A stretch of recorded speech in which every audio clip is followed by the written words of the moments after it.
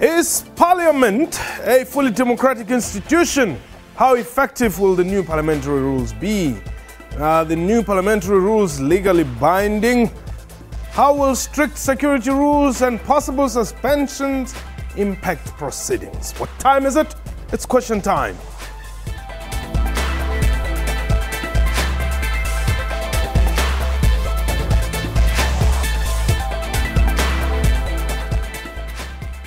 Welcome to Question Time.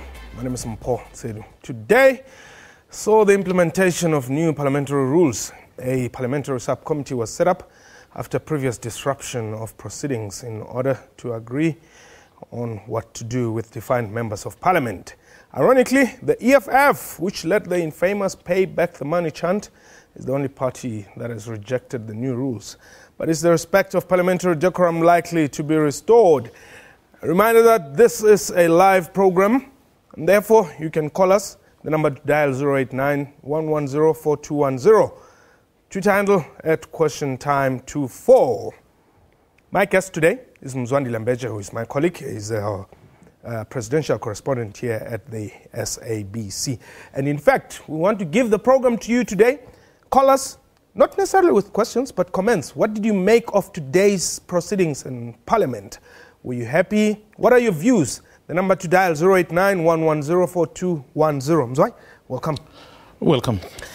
Now, I guess a lot of people were expecting, ruptures and disruptive behaviors and all that. Somehow disappointed, I guess. The EFF played it, although, they pushed it here and there. But I would say generally there was quite some good behavior. It was indeed a matured parliament, I would say. And you see, one thing that is striking about parliament is that it doesn't have to be a tame parliament. We need a robust parliament. We need a parliament that will hold the executive accountable. Correct. So what you saw today, you saw certain elements of robustness.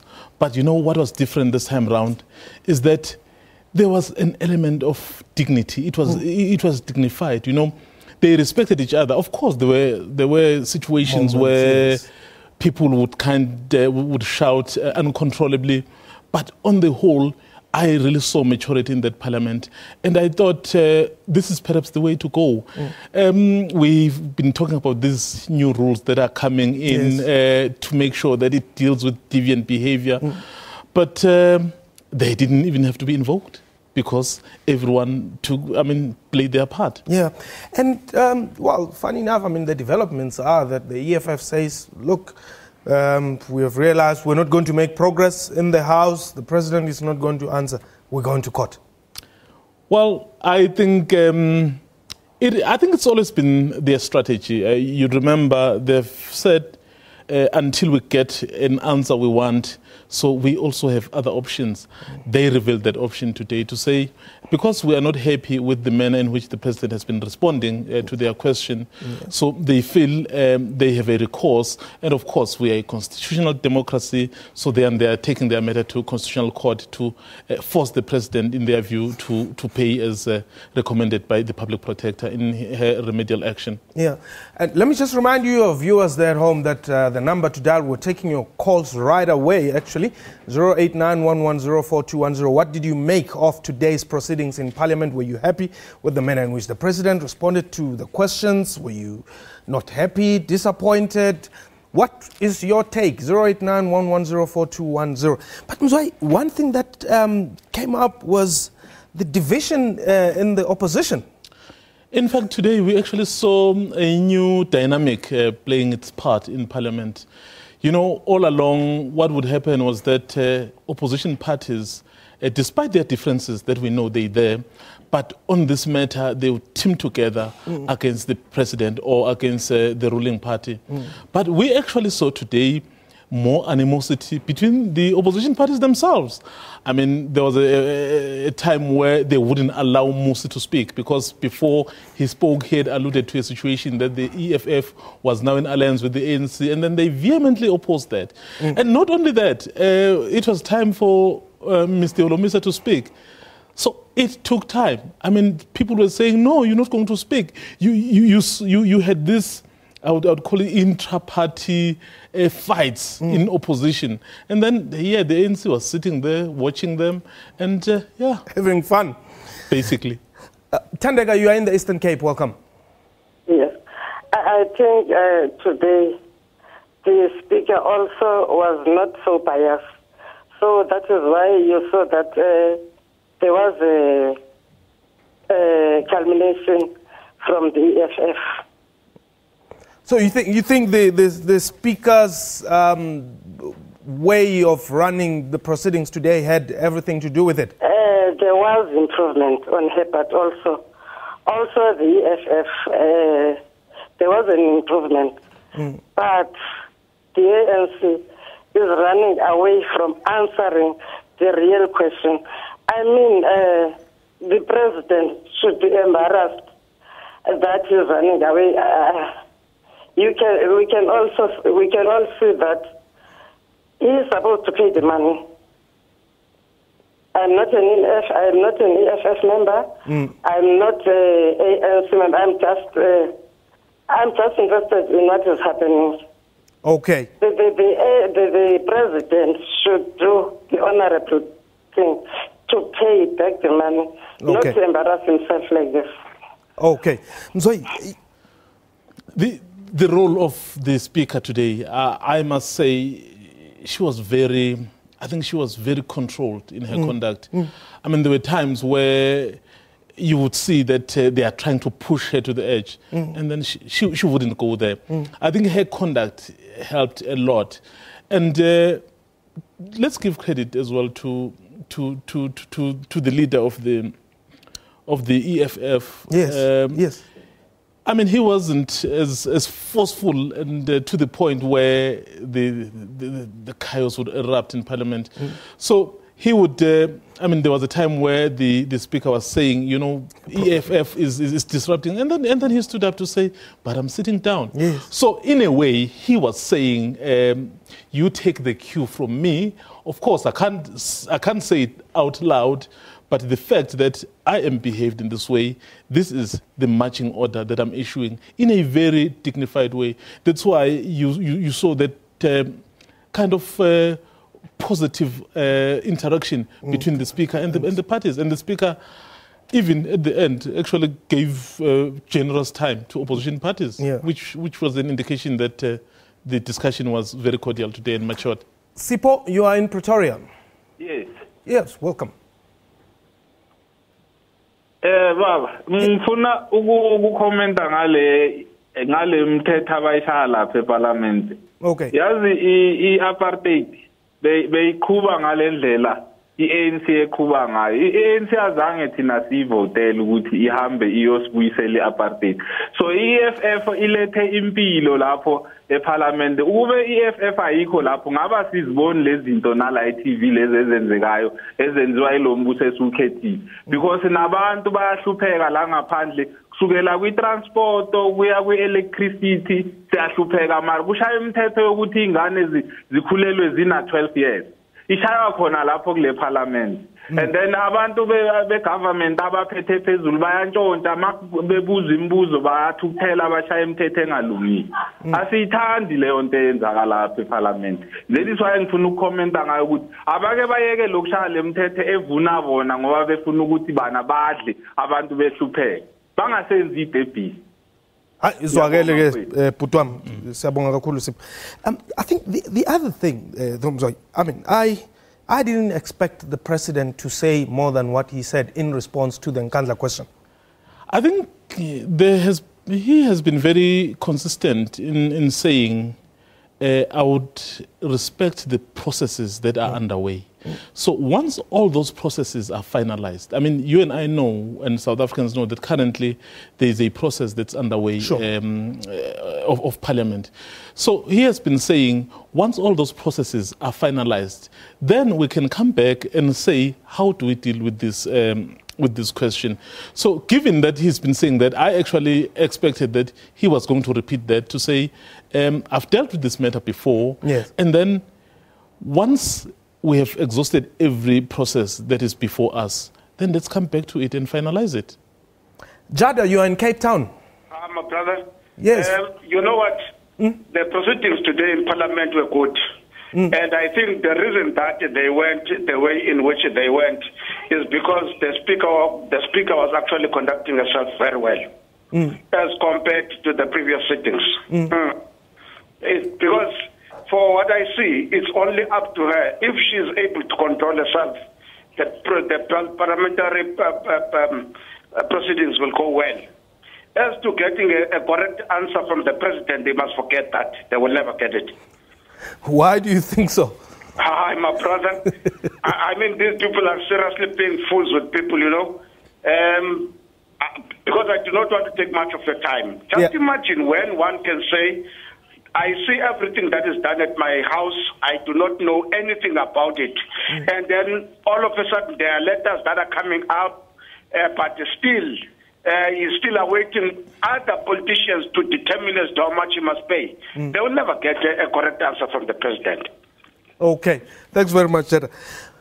Give it to the EFF. They have really made Parliament interesting, so to say. I think one of the contributions by the caller before this one was that EFF has brought life to Parliament. It's true that many South Africans are now watching Parliament. Many South Africans now look forward to hearing or seeing what's happening in Parliament. So it's not all lost. You know, the fact that they've made many South Africans conscious of a very important institution. You know, in the past, people would think government and Parliament is one and the same thing, and they wouldn't really care about it. Yes.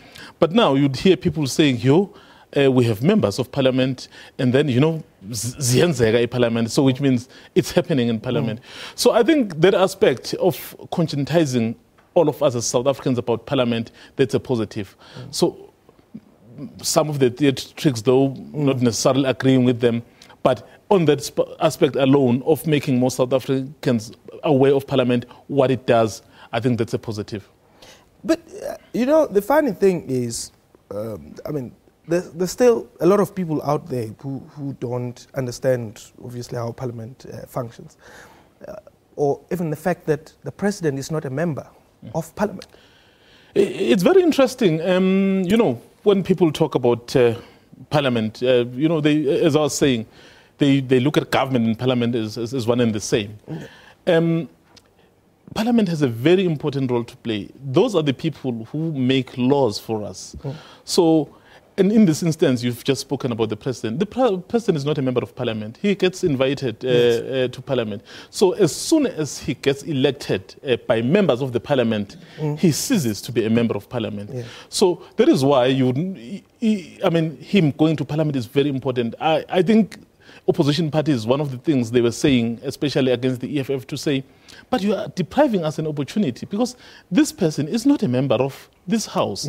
So if every time we have him every day. Yes, if he gets an opportunity to come to Parliament and then you block him from responding, and then what's the point? I think that would be one of the reasons that may have informed them to agree with the rest, with the ruling party, to pass these rules that will make sure that members really behave. But as you are saying, the president is not a member of Parliament. Simon, you are in Mpumalanga. Hello, Mpo. How are you? I'm well. Thanks, my brother, for calling. Thank you. But I'm only having three issues here. The first being the Nkandla, the Nkandla report. For President saying he doesn't know about it, what does it tell us? At the public, the man who's reporting to him, who was supposed to report to him, now is saying he doesn't know about it. No. Now, the second one, the optimum mind in Mpumalanga, the way I'm staying, I can see how people are going to struggle. I can see how many families are affected. Now, the president says he doesn't know about it again.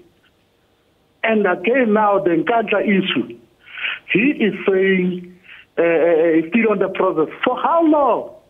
For how long must we wait as the public? And there is much disappointed to my honorable president. I thank you. Okay. All right, I want us to take a quick break. When we return, we'll be taking your calls. What did you make of today's proceedings? What are your impressions? Your comments on 089 110 4210. This is Question Time.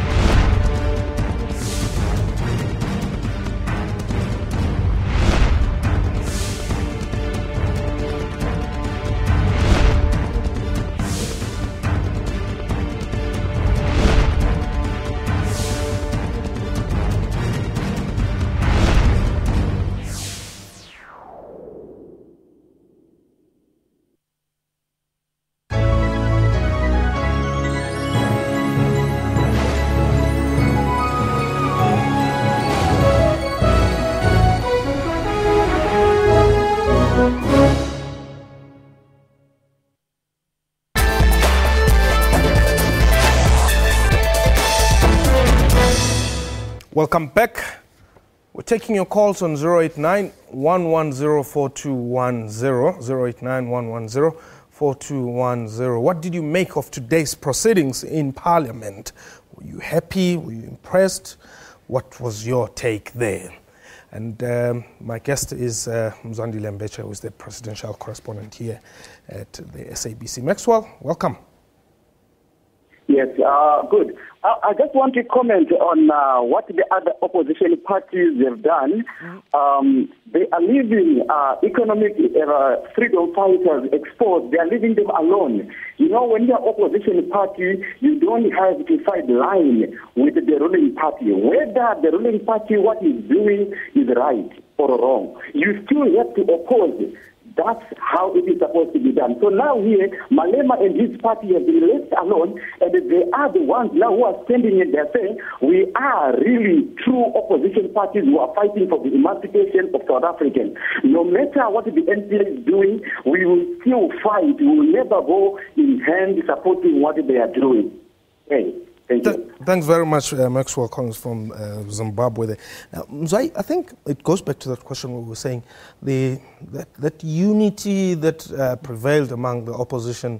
It would appear the party is over. Everybody in the diaspora, and that was very clear. Yeah, and it actually means progress as well, because you know we've been seized with this matter for the longest time. And then we've not been able to hear Parliament deal with other issues which are important. There are other committees that are sitting and debating and discussing very important matters on other committees. But because there's this matter, and people ended up forgetting. In this country, the biggest challenges we face unemployment, poverty, and inequality. Yeah. And those are the things we want to see addressed. We want to see our house, the legislature, which is Parliament, deal with those things. We want to see laws coming out there, laws that will impact positively on ordinary South Africans. We can't be stuck on a single issue really as if the country doesn't have any other thing to do. Clearly, it dawned on other opposition parties like the DA to say, maybe we hiked on the wrong train, so we've got to get ourselves off it. Okay, Daniel, you are in Limpopo. Welcome. Thank you. Please switch your television off or lower the volume. Thank you. Yes, thank you. How are you? We're well, Daniel. Okay. I'm very, very disappointed the way our president is running the Nkandla story. Firstly, I don't understand exactly why the president is sending us pillar to post relating the issue. Firstly, he said he doesn't know anything about the Nkandla.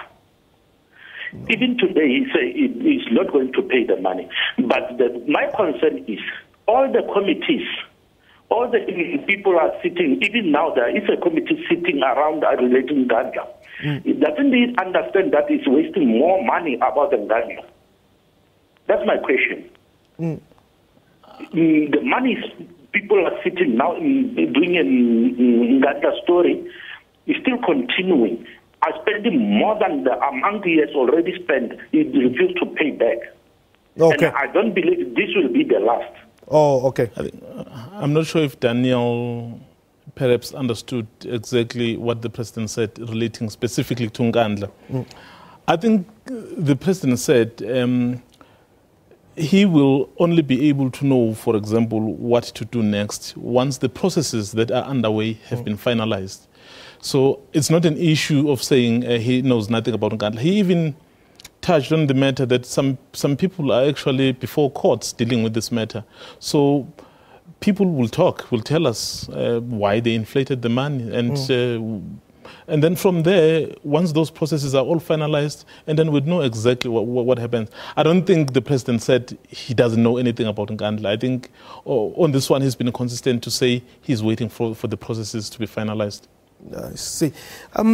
Perhaps one thing which... Let's talk about the language that is used in Parliament. I mean, you just say whatever you want? You know, members of Parliament have what you call parliamentary privilege. You know, in Parliament you can say some things that, well, I can afford to say, Mpo, you are a thief, you are a criminal. You can say that in Parliament. Not that it's encouraged that you say it. But the point I'm trying to make is that they have parliamentary privilege. They protect it. So unlike when I'm just going to confront you outside and say you're a criminal, I mean, you can take an issue with me there.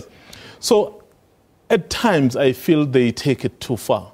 Because even young people are watching, and I mean the way in which we conduct ourselves as adults should be exemplary. If young people look at adults, their representatives, say anything anyhow, so that then we are losing it. I think we can do much better in terms of the language in Parliament from some of the members, but we are still a 21-year-old democracy, so it means we're still learning. We're getting there. Cornelius, you are in welcome. Yes. Go ahead. Yeah, Mpo. Yes. I'm a bit confused because now I've been following this saga of Nkandla and the parliamentary committee that went there and the public protector's report and all that. You know, we are confused. I'm very disappointed of what happened today in Parliament. I thought maybe it would take a different direction, but it was the same old story. And I don't know the president and the ANC members, how do they sleep with their conscience? Because when they were telling us how the public protector misled the public, subsequently to that, when the public protector said, I'm available to clarify some of the things, they said no. What are they afraid of? Because what he said on Monday on his press release, it is completely different. And now today, they were just asking the president, because what the committee is doing, it's different from what the public protector says. What had you expected, Cornelius, from the president? I expected the president to say, okay, fine.